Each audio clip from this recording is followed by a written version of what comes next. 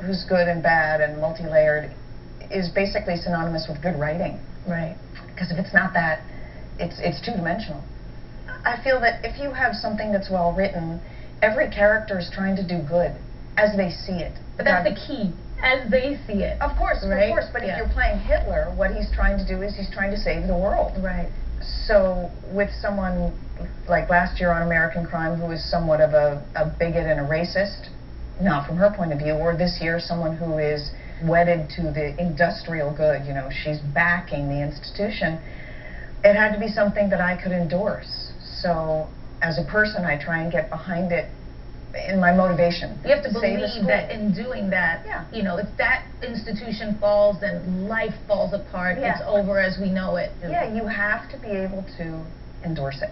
Yeah. Otherwise, it's a lie. Yeah.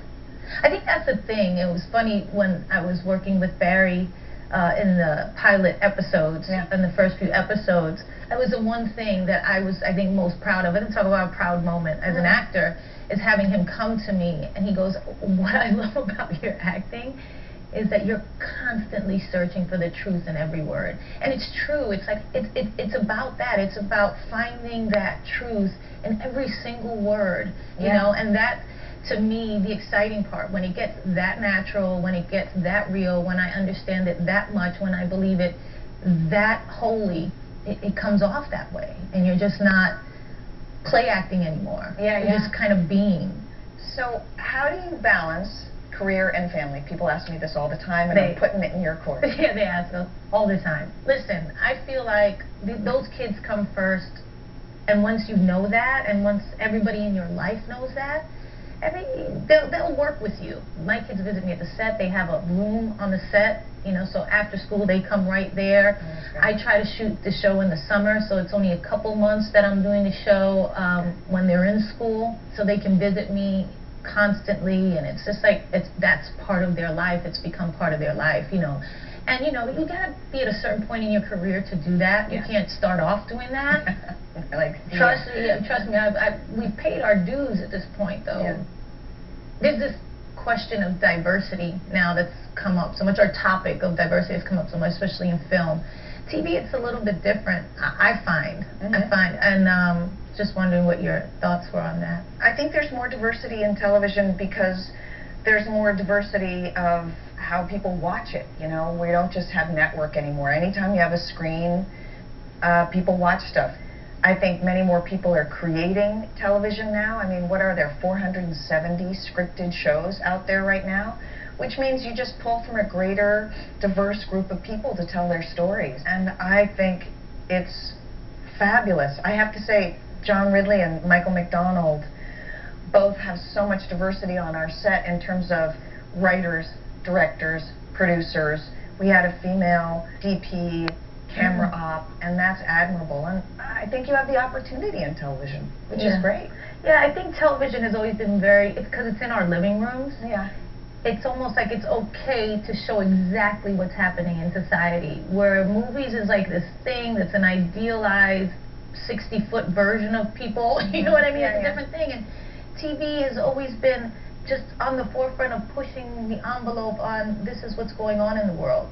This is what people are really saying in their living rooms. This is what we're thinking. And the more you can kind of be real with that, it's what people tune in to watch. Because it's literally a mirror there. When you guys were casting your show and working on it, did you specifically say, I want to cast many different... Well, it's funny. We wanted it to reflect the New York precinct, you know, in Brooklyn. And you can't do that without Black, white, Latino, Asian, you know, Indian, everything that you could think of. You know, you have to have it. Italian, Irish, Jew, that's New York, you know. And when we were casting, there were certain roles like the young innocent rookie who arcs into something else, but who was a white character, Loman, and we decided to make the young innocent cop black, and Dio, who plays Loman, does a really great job doing it.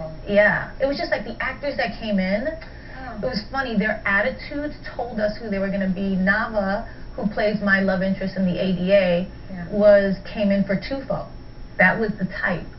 And then I said, he's perfect for Nava, like for the leading kind of love interest, you know, forthright ADA guy. He's so perfect for that. Totally, you know, came in for a totally wrong. So we really cast for who we thought the essence of the people were instead of what the color of they were outside. That's cool. And it was a great experience. We realized, like, this is how it should be.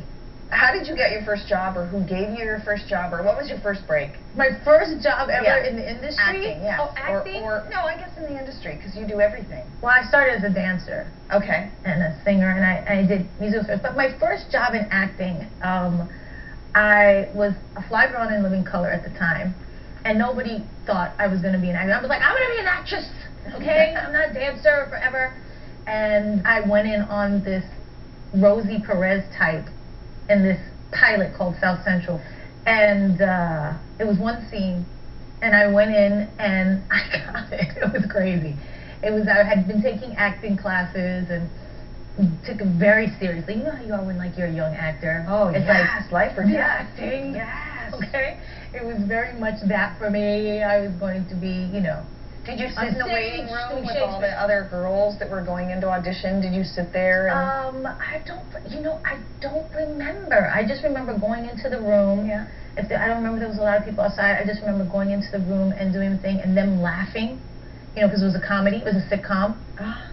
And thinking, I nailed that. If they don't give me this job, there's something wrong with them. You know what I mean? And I got it. And then I remember I had just booked the Janet Jackson tour to dance and go on tour for 2 years. And I called and said, you know, I'm going to do this pilot. And they were like, are you crazy? 2 years of work?